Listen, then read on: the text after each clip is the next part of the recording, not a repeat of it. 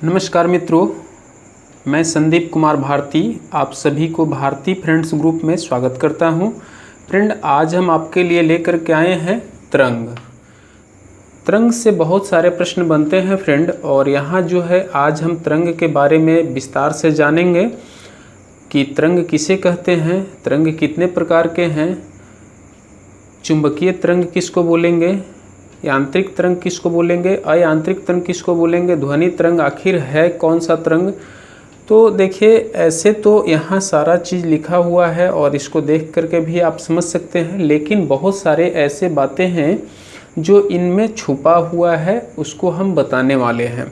तो friend, video में last तक बने रहें, और जो है वीडियो अच्छा लगे तो वीडियो के लास्ट में लाइक का बटन दबाना ना भूलें, ठीक है फ्रेंड। और यदि चैनल पर नए आए हैं तो चैनल को सब्सक्राइब कर लें।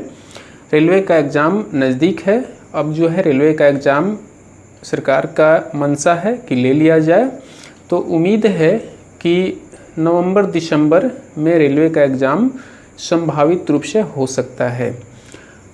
तो यहाँ हम तरंग की बात कर रहे हैं फ्रेंड, और यहाँ तरंग किसे कहते हैं सबसे पहले जानेंगे।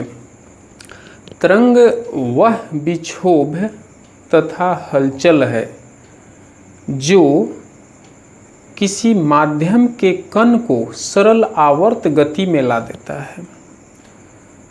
वह माध्यम के कण पूर्ववत अपने गति को जो है अपने स्थान को दोहराते हैं। कहने का तात्पर्य है कि तरंग वह जो है हलचल है, वह विक्षोभ है जो किसी माध्यम के कण को धक्का देता है और वह सरल आवर्त गति में आ जाते हैं वे कण, और जो है आगे पीछे करने लगते हैं और अपने संपर्क वाले कण को वे गति में ला देते हैं। ठीक है फ्रेंड, तो अब जो है तरंग के बारे में समझ गए होंगे। तरंग क्या है? तरंग वह विक्षोभ या तरंग वह विक्षोभ तथा हलचल है जो किसी माध्यम के कण को सरल आवर्त गति में ला देता है और वह माध्यम के कण पूर्ववर्त स्थिति को दोहराते हैं, उसे हम तरंग कहेंगे। ठीक है, अब चलेंगे हम यांत्रिक तरंग के बारे में जानेंगे और अयांत्रिक तरंग के बारे में जानेंगे। तो सबसे पहले समझ लें, तरंग जो है कितने तरह के होते हैं। तरंग दो तरह के होते हैं। कौन कौन? यांत्रिक तरंग नंबर 1 और जो है नंबर 2 अयांत्रिक तरंग। तो यांत्रिक तरंग किसको बोलेंगे और अयांत्रिक तरंग किसको बोलेंगे, जान लें। यहाँ डिफिनेशन क्या है, देखिए, यांत्रिक तरंग उन तरंगों को कहा जाता है जिनको चलने के लिए किसी पदार्थिक माध्यम की आवश्यकता होती है, जिसको संचरित होने के लिए यानी चलने के लिए किसी पदार्थिक माध्यम यानी कोई पदार्थ का कण का होना अत्यंत आवश्यक होता है। और अयांत्रिक तरंग उन तरंगों को कहते हैं जिनको चलने के लिए अर्थात संचरित होने के लिए किसी पदार्थिक कण के माध्यम की आवश्यकता नहीं होती है। ठीक है फ्रेंड, अब समझ गए होंगे। तो अयांत्रिक तरंग को हम विद्युत चुंबकीय तरंग भी कह सकते हैं, कोई दिक्कत नहीं है। विद्युत चुंबकीय तरंग हम इसको क्यों बोलते हैं, सिंपल सा जो है यहाँ क्वेश्चन है, लेकिन इसका जवाब जो है लंबा है, समझ लीजिए। या अयांत्रिक तरंग को विद्युत चुंबकीय तरंग हम इसलिए कहते हैं क्योंकि सभी अयांत्रिक तरंग विद्युत चुंबकीय तरंग होते हैं। अयांत्रिक तरंग या विद्युत चुंबकीय तरंग हम उन्हीं तरंगों को कह सकते हैं जिसकी गति प्रकाश के चाल के बराबर हो। समझ गए?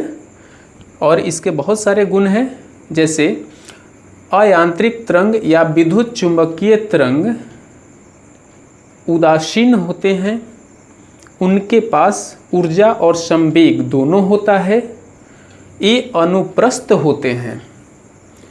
इसकी अवधारणा यानी अयांत्रिक तरंग या विद्युत चुंबकीय तरंग की अवधारणा मैक्सवेल के द्वारा दिया गया था।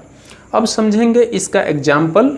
तो अयांत्रिक तरंग या विद्युत चुंबकीय तरंग का एग्जाम्पल यहाँ पर लिखा गया है फ्रेंड। क्या लिखा गया है? प्रकाश तरंग। ठीक है, और रेडियो तरंग।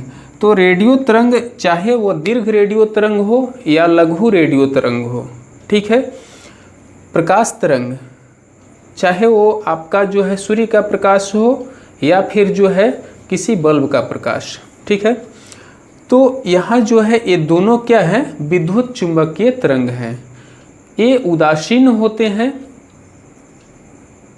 इनको अनुप्रस्थ तरंग भी कहा जा सकता है। अनुप्रस्थ होता है ये तरंग, और जो है इसमें ऊर्जा और संवेग दोनों होता है। सूर्य से हमें जब रोशनी मिलता है तो वह हमें विकिरण विधि से प्राप्त होता है, और जो है सूर्य से रोशनी पृथ्वी तक आने में लगभग 8 मिनट 20 सेकंड का समय लेती है, और वह हमें जो है बैंडल के रूप में प्राप्त होता है। कैसे? बैंडल, यानी वो बैंडल आखिर क्या चीज़ का बना होता है? तो जितने भी विद्युत चुंबकीय तरंग हैं वे सभी फोटॉन के बने होते हैं, और जो है सूर्य से आने वाली प्रकाश भी फोटॉन की ही बनी होती है, और उसमें ऊर्जा और संवेग होती है, और हमें वे बैंडल के रूप में प्राप्त होते हैं। समझ गए फ्रेंड? अब हम चलेंगे किसके ऊपर? यांत्रिक तरंग के बारे में। तो यांत्रिक तरंग का डिफिनेशन आप पहले भी जान चुके हैं, एक बार पुनः रिपीट कर देते हैं, ध्यान से सुनेंगे आप। यांत्रिक तरंग को चलने के लिए किसी माध्यम की आवश्यकता होती है, वैसा माध्यम जो पदार्थिक हो, यानी ठोस, द्रव या गैस के रूप में वो माध्यम हो, ठीक है। तो यांत्रिक तरंग को हम 2 भागों में बांटते हैं, अर्थात यांत्रिक तरंग 2 तरह के होते हैं। कौन कौन? अनुदैर्घ्य तरंग और अनुप्रस्थ तरंग। तो अब अनुदैर्घ्य तरंग किसको बोलेंगे, अनुदैर्घ्य तरंग किसको बोलेंगे, और अनुप्रस्थ तरंग किसको बोलेंगे? ध्यान से सुनेंगे आप। तरंग की गति यदि माध्यम के कण के अनुदिश हो तो उस गति को या उस तरंग को हम अनुदैर्घ्य तरंग कहेंगे। कहने का मतलब है कि यहाँ ध्वनि तरंग कैसा तरंग है? ध्वनि तरंग जो है वह अनुदैर्घ्य तरंग है। अब अनुदैर्घ्य क्यों है? क्योंकि ध्वनि तरंग की गति माध्यम के कण के अनुदिश होता है, यानी यह तरंग जो होता है ये आपका जो है आगे एक बार जाता है, फिर पीछे, फिर ऐसे, यानी इस तरह से आपको आगे बढ़ता है। तरंग की गति जो है इस तरह से आगे बढ़ेगा, यानी आगे पीछे करते हुए वो आगे जाएगा, ठीक है फ्रेंड। तो अब जो है इसको हम इसीलिए कहते हैं अनुदैर्घ्य तरंग। अब अनुप्रस्थ तरंग के बारे में समझेंगे। अनुप्रस्थ तरंग किस तरंग को कहेंगे? अनुप्रस्थ तरंग उन तरंगों को कहा जाता है जो माध्यम के कण की गति के लंबवत होते हैं। अनुप्रस्थ तरंग उन तरंगों को कहा जाता है जो माध्यम के कण के गति के लंबवत होते हैं। यानी कहने का मतलब है कि जल सतह पर उत्पन्न तरंग जो होता है वो अनुप्रस्थ तरंग होता है। आप शांत जल में देखे होंगे एक पत्थर उछाल करके कि उसमें एक हलचल उत्पन्न होता है, एक कंपन उत्पन्न होता है। तो वो कंपन क्या है? वही कंपन तो है अनुप्रस्थ तरंग। आप एक कुआं को देखे हैं, कुआं जब शांत स्थिति में हो उसमें एक पत्थर को आप डालेंगे तो क्या होगा? उसमें एक तरंग उत्पन्न होगा, और ऐसे हिलते हुए पानी जो है आपको आगे बढ़ेगी, और जो है वो आपको धीरे धीरे विलीन हो जाता है। तो वही है अनुप्रस्थ तरंग।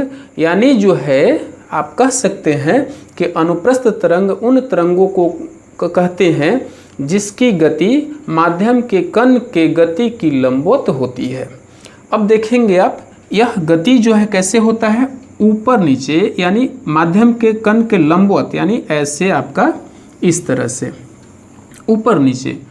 तो ऊपर वाले हिस्से को जो सबसे शीर्ष होता है इसको हम श्रृंग बोलते हैं, और जो सबसे निचली बिंदु होता है उसको हम गर्त बोलते हैं फ्रेंड, ठीक है।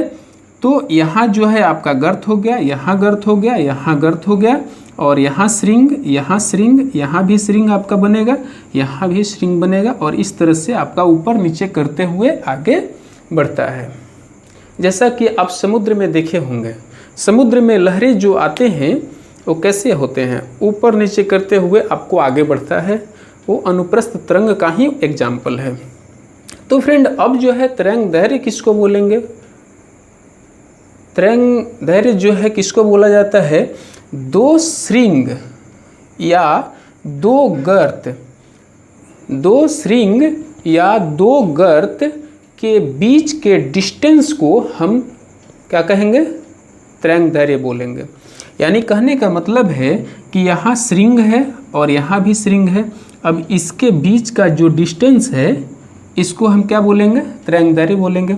इसको सूचित किया जाता है किससे? इसको सूचित किया जाता है लैम्डा से। ठीक है फ्रेंड। अब जो है दो गर्त, यहाँ भी गर्त और यहाँ भी गर्त, अब इसके बीच का जो डिस्टेंस है इसको जो है हम क्या बोलेंगे? तरंग दैर्घ्य बोलेंगे, और इसको भी जो है हम किससे? लैम्डा से सूचित करते हैं। तो फ्रेंड आप जो है यहाँ आप समझ गए। अब जो है समझेंगे यहाँ ध्वनि तरंग के बारे में। ध्वनि तरंग जो है एक अनुदैर्घ्य तरंग है, और ध्वनि तरंग में जो है अब कहेंगे कि इसमें तो जो है दो श्रृंग और दो गर्त के बीच की जो डिस्टेंस है उसको हम तरंग दैर्घ्य बोलेंगे। तो इसमें तरंग दैर्घ्य कहाँ बोलेंगे? देखिए अब जो है इसमें क्या होता है कि इसको बोलते हैं, इसको क्या बोलते हैं? इसको विरलन और इसको संपीड़न। तो यहाँ जो है आपका संपीड़ित होता है और फिर विरल होता है, फिर संपीड़ित, फिर विरल, फिर संपीड़ित, फिर विरल, इस तरह से आगे जो है अनुदैर्घ्य तरंग बढ़ता जाता है। तो दो संपीड़नों के बीच या दो विरलन के बीच की डिस्टेंस को हम क्या कहेंगे? अनुदैर्घ्य तरंग के जो आपका है दो संपीड़नों के बीच की डिस्टेंस उसको बोलेंगे तरंग दैर्घ्य, उसी को बोलते हैं तरंग दैर्घ्य। तो यहाँ से आप देखेंगे कि यहाँ से यहाँ के बीच की डिस्टेंस क्या हो गया? ये तरंग दैर्घ्य कहलाएगा। यहाँ से जो आपका डिस्टेंस है इसको बोलेंगे, और फिर यहाँ से यहाँ के बीच में जो डिस्टेंस है इसको हम तरंग दैर्घ्य बोलेंगे। तो फ्रेंड आपको बहुत सारा बात आज जो है सीखने को मिला होगा, और मैं उम्मीद करता हूँ कि यह वीडियो आपको अच्छा भी लगा होगा। और यदि आपको यह वीडियो अच्छा लगा तो वीडियो को लाइक करें और अपने मित्रों में शेयर करना ना भूलें। इसी तरह के वीडियो हम लाते रहते हैं, और यदि वीडियो आपको अच्छा लगा तो मेरे चैनल को सब्सक्राइब कर लें और पास वाली बेल आइकन को दबा दें ताकि समय समय पर आपको नोटिफिकेशन मिलता रहे। एक बात और फ्रेंड, आप सोशल डिस्टेंस बनाकर रखें, कोरोना से बचें। बहुत लोगों का यह मानना है कि कोरोना पर राजनीति हो रहा है, लेकिन देखिए भाई आपको हम साफ साफ बताना चाहेंगे, कोरोना पर राजनीति हो चाहे जो भी हो, मास्क लगाना कोई बुरी बात नहीं है। आपको कोरोना से ही नहीं बल्कि बहुत सारे जो है ऐसे घातक बीमारियों के जो वायरस बैक्टीरिया जो हवा में मौजूद हैं उनसे भी हमें सेफ्टी मिलता है। तो आज के लिए बस यहीं तक। धन्यवाद। जय हिंद।